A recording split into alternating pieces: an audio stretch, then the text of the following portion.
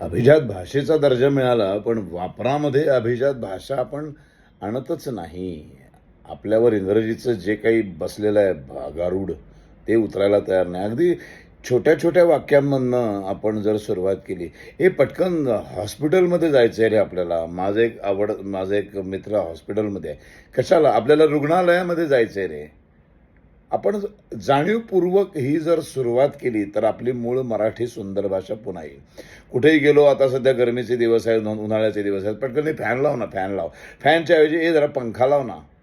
पटकन म्हटलं आपण पंखा लाव ना.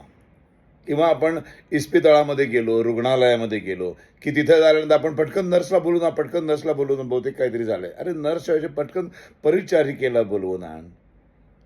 असे छोटे छोटे शब्द आहेत, छोटे छोटे शब्द आपण जर रोज वापरले.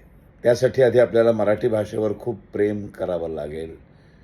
मराठी संस्कृतीवर, हिंदू संस्कृतीवर प्रेम करावं लागेल. आपोआप हे शब्द जाणीवपूर्वक वापरायला सुरुवात केली की व्यवहारामध्ये भाषा अभिजात होईल. काय वाटतं तुम्हाला?